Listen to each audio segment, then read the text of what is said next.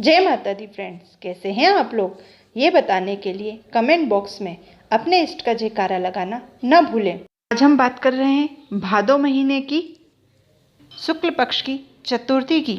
इस दिन चंद्र दर्शन करने मात्र से ही आपको मिथ्या दोष का सामना करना पड़ता है। हम पर कोई गलत या झूठा आरोप लगाया जाता है, इसलिए कहते हैं इस दिन के चांद को कभी नहीं देखना चाहिए।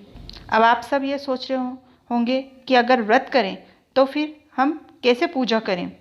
तो शास्त्रों के अनुसार कहा जाता है कि इस दिन चंद्र का खुली आंखों से सीधे दर्शन नहीं करना चाहिए, और अगर पूजा करनी ही है तो नीचे आंख कर पानी में अश्क देख सकते हैं। हम जब जल चढ़ाते हैं उसमें जो अश्क दिख जाए भगवान का, वही हमें देखना चाहिए।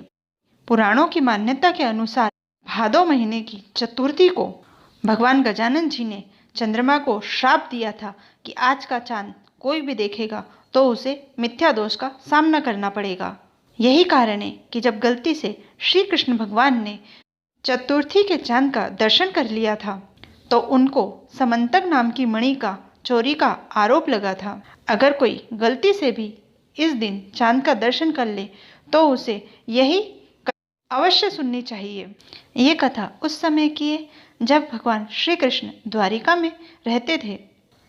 कहा जाता है कि एक सत्यजित नाम के राजा थे और उनके भाई प्रसन्नजीत, दोनों ही सूर्य भगवान के बड़े अनन्य भक्त थे। राजा सत्यजित की भक्ति से प्रसन्न होकर भगवान सूर्य ने उन्हें एक समंतक नाम की मणि प्रदान की थी, जिससे सोना बरसता था। इस मणि को धारण कर एक बार प्रसन्नजीत भगवान श्री कृष्ण से मिलने गए। इस मणि की भगवान श्री कृष्ण ने बड़ी ही प्रशंसा की और कहा ऐसी मणि द्वारिका में भी होना चाहिए। जब प्रसन्नजीत वहाँ से निकले तो उनका आखेट खेलने का मन हुआ और वो जंगल चले गए। जंगल जाकर उनका सामना एक शेर से हुआ और उस शेर ने प्रसन्नजीत को मार दिया और वो मणि उनके गले से लेकर चला गया। जब इस मणि को जामवंत जी ने शेर के पास देखा तो उन्होंने शेर को मारकर वो मणि अपने पास रख ली और अपनी बेटी को भेंट स्वरूप दे दिया। सत्यजीत को ये पता चला कि उनका भाई जंगल में मारा गया है और वो मणि उनके पास नहीं है, तो उन्होंने सोचा इस मणि की प्रशंसा भगवान कृष्ण ने बहुत की थी, तो शायद ये मणि उन्होंने ही चोरी कर ली है।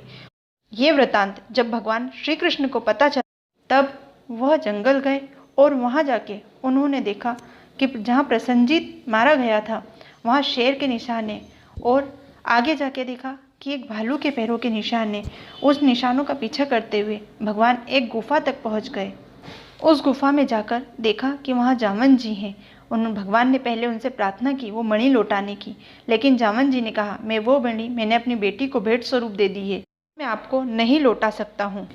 इस बात पर भगवान और जामवंत जी में 21 दिनों तक मल्ल युद्ध चलता रहा। जब भगवान ने जामवंत जी को एक मुष्टि प्रहार किया तब जामवंत जी अचेत हो गए। चेतना अवस्था में आए तो उन्हें याद आया कि भगवान राम ने कहा था कि जब मैं त्रेता युग में आऊँगा और एक मुष्टि प्रहार करूँगा तब तुम मुझे पहचान जाना। उन्होंने भगवान को प्रणाम किया और भगवान के राम स्वरूप के दर्शन करके कहा भगवान ये मणि तो मैं आपको वापस दे सकता हूँ, परंतु ये मणि मैंने अपनी बेटी को उपहार स्वरूप दी है। एक पिता अपनी बेटी से ये मणि वापस कैसे ले सकता है? आप मेरी बेटी से विवाह कर लीजिए और ये मणि भेंट स्वरूप आप इस मणि को ग्रहण कीजिए।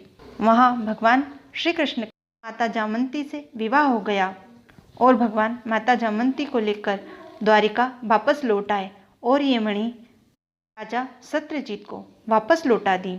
और वहाँ जो भी हुआ था यह वृतांत राजा सत्यजीत को कह सुनाया।